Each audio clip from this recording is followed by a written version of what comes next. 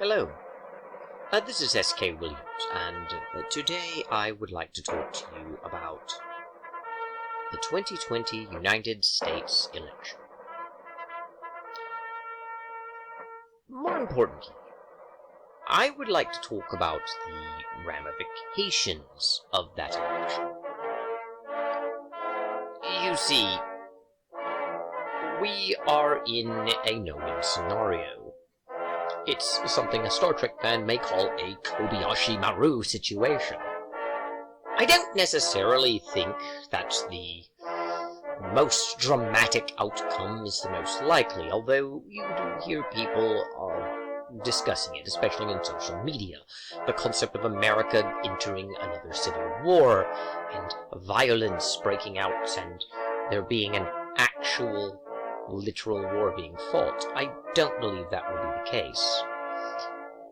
Most people aren't driven towards a violent extremism. Even if they feel cheated in the election, they will more than likely simply spend their time being critical. However, that isn't to say that the outcome of the election can't have deleterious effects on the American society. It just means that these effects will likely be, well, more subtle. What do I mean? Well, as it stands right now, Joe Biden has won 290 electoral votes and has won the largest share of the popular vote any presidential candidate has ever won in U.S. history. This is in spite of the fact that he is the least supported candidate in U.S. history, gaining the least amount of overall enthusiasm from his base, and generating the least amount of enthusiasm in his campaign. No one seemed all that excited about Joe Biden, and yet he not only won, but he won in a historically large way, winning not only the electoral votes, which isn't all that shocking, but also the popular vote. Those who support President Trump and President Trump himself, however, have alleged that voter fraud has been rampant in this election, and many have posted videos showing people carting in what looks like ballots after the polls had already closed, pulling them in with wagons, or bringing them in suitcases or briefcases or large, oversized bags. And we have video of election workers burning mail-in ballots for Donald Trump. Likewise, there are allegations that the voting machines themselves are easy to hack or to rig and to change the outcome of an election. And therein lies the problem. America's society has always been very polarized, and we live in a period where that polarization is very sharp indeed, to the point where the liberals and conservatives not only don't have an understanding on how they view things, but have grown unable to bridge that gap and make any sort of compromise.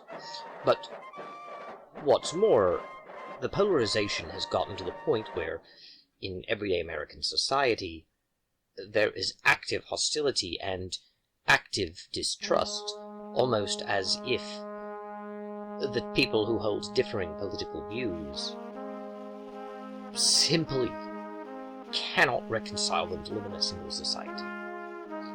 What's more, and this is perhaps most alarming for our situation, they have also taken to such extreme demonization that people have begun to actively believe the propagandistic claims about how awful the other party really is. Which brings about the problem that I'm seeing now. It doesn't really matter which of the candidates is sworn in on the 20th of January 2020.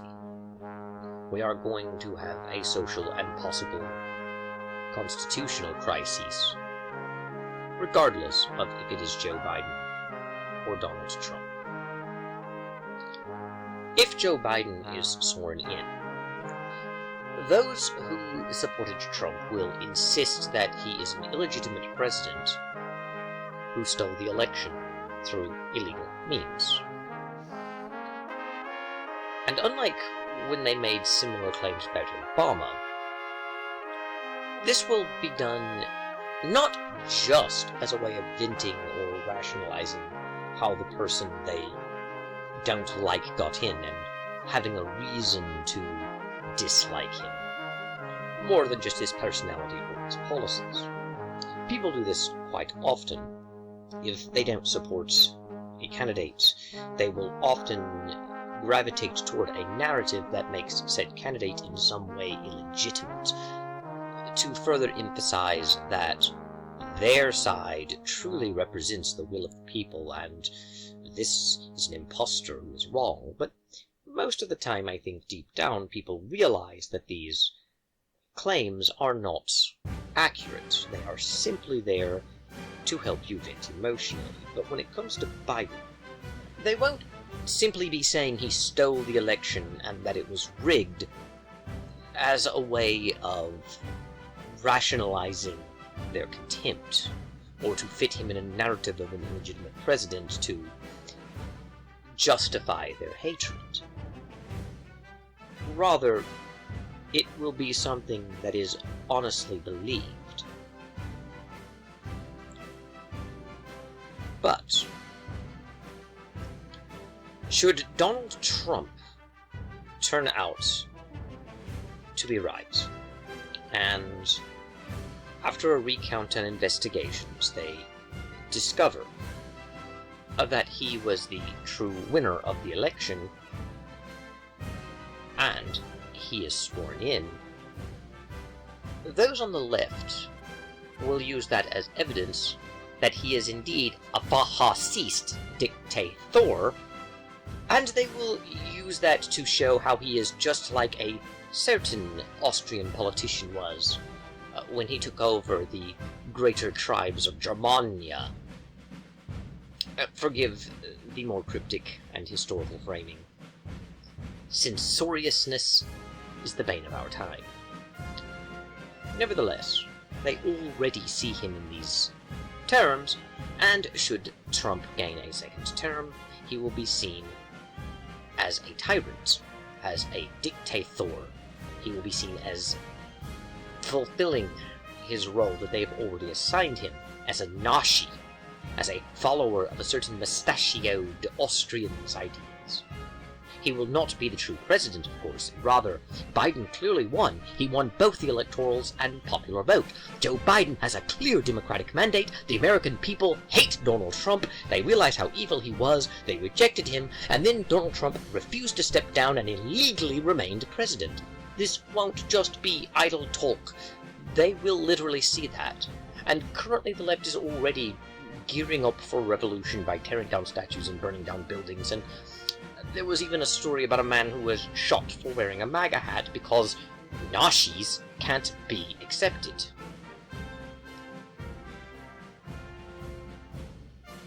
I'm not saying there will definitely be a civil war, but I am saying there will be more riots if Trump wins. If Donald Trump takes the election as it stands right now, they will say that Biden won the election clearly, that Biden had the majority of electoral and popular votes, and that Donald Trump illegally stole the election from him, and this will prove that he is a dictator that needs to be rejected, he has no legal authority, and it will lead to civil unrest. But if Biden gets it, the same thing will happen. And what's interesting about this is the news media has already announced that Biden is the winner, and they are praising how wonderful he is, and how he's calling for unity of Americans. Something they never did with Trump, who instead they focused on him dividing America, and how racists loved him, and how Donald Trump was obviously going to bring about ruin. They hated Trump 4 years ago, and they still hate him. The media, if Trump were to win, will double down on those efforts and lionize those who resist, which, incidentally, is another reason conservatives are less likely to turn rebel, because they're not being supported by the media, and this constant reinforcement that it's okay to work violence to resist the dictator in the White House. It is there. Regardless of who wins the election, a sizable portion of the population will view them as illegitimate and illegal, and will simply not obey him. It will lead to civil unrest, although the left is far more likely to turn to violence than the right, in part because of the mentality inherent in the left, but also in part because the media justifies the violence the left does, and has been reinforcing it for years now, which is why they feel confident in doing it, and in fact have been instructed to do this in a way. What is most interesting also, though, is there have been articles on how this election is undermining people's faith in democracy, although the media clearly favors Biden and have already declared him the victor. Rather, these articles are written claiming that Trump's refusal to concede damages democracy because it undermines people's faith in the system. They claim that Trump is undermining the faith in democracy by telling people that the system is corrupt and getting them to not trust it.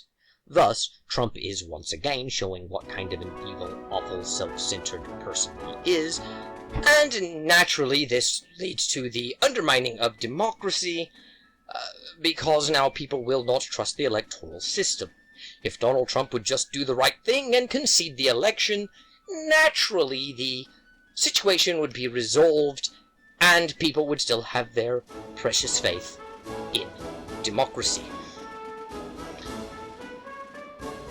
The problem with this, of course, is that it reveals the true nature of their complaint. They aren't really concerned with who really won, they are interested in preserving people's faith in democracy.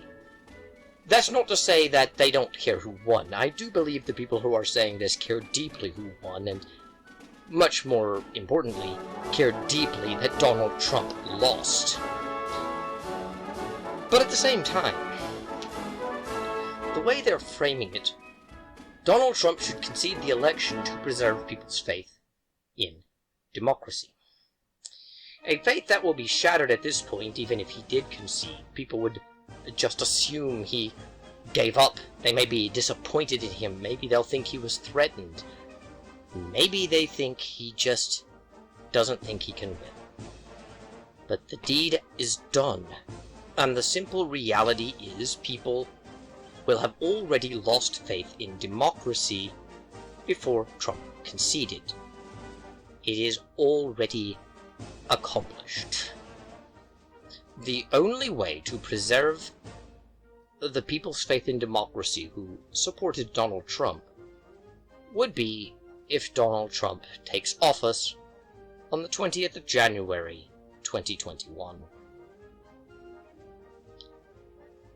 But should Donald Trump be granted a second term, you will have utterly destroyed the faith in democracy of those who voted for Biden.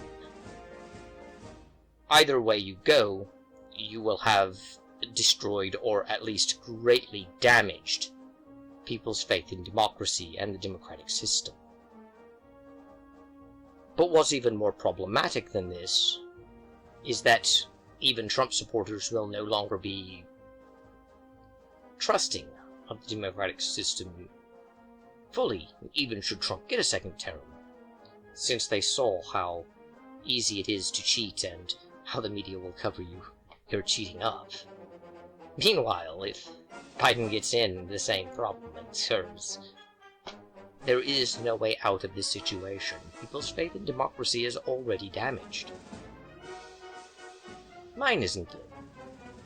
My faith in democracy has remained the same. The reason for this is because I never had faith in democracy to begin with. I am a monarchist. People today don't understand what monarchism is, though. People today think of monarchy as dictatorship. It's like how the Great Reset is often framed as neo-feudalism, feudalism of course being evil and we're all slaves to kings and lords. I don't believe in dictatorship or absolute rule, though. However, I do think that the head of state is an important enough position that it should not be an elected one, since elections can easily be rigged. I believe that having a system of an appointed or hereditary ruler is indeed better. Not because I think it's good that one man should have absolute power, because ultimately you don't have to give absolute power to the monarch. Neither do you have to do the other extreme where the monarch has no power and is simply a symbolic figurehead. The monarch can have just as much power as the president currently has, while at the same time having just as many limitations. You need not have a system in which the king has absolute unlimited power. You could make a reasonable limit, while at the same time still giving him real power. There are many benefits that I see to monarchy, but I'm not going to discuss all of them here. I'm just getting a few of the more common objections out of the way. The only advantage I wish to discuss now, though, in light of the election, is that in a hereditary monarchy it is fairly easy to determine who someone's son is, even one that allows adoption or one that perhaps had an unfortunate incident with illegitimacy and adultery would still have been raised in that family, and ultimately, while there can be crises on who is and is not king, especially if the line is broken and you must go to another branch, this would happen far more rarely than a contested election, and in the end you really can't pull off the sort of fraud that you can in an election. Voter fraud and the massive social division that comes with an election inherently are both very prominent this year and reveal why I'm not particularly fond of electoral systems, at least for the head of state. I'm perfectly happy with houses of parliament having elected officials, but not the head of state. We don't have anyone we can all rally behind, because he is a party politician representing a specific interest, and if you don't share those interests, well, he simply does not represent you. People talk about rallying behind who won, regardless of the party, and how the president is president of all Americans, but in a very real sense he's not, and he doesn't care as much about those who won't vote for him and secure his power, or the power of his political party, or the passage of a specific agenda. Kings, on the other hand, reign through tradition, and it maintains a certain level of stability to society, as well as giving everyone a common frame of reference. I intend on discussing this at a greater length in another video, but for now I'm simply laying it out there. This video is, after all, predominantly about the outcome of the 2020 election and how either way it goes from this point on, a crisis has been established. And it is these crises that will make 2021 one of the most problematic years for the United States political scene. I personally think Joe Biden will in fact be sworn in as president on the 20th of January 2021. I think that his victory will be upheld, and I think it was foreordained even before Election Day began, but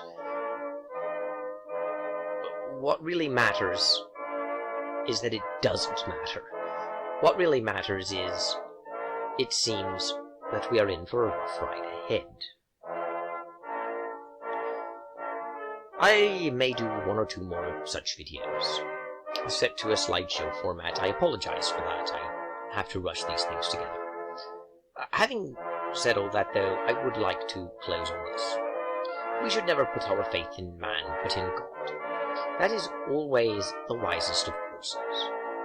And always know that no matter how bad things are now is not forever, and God is always in control.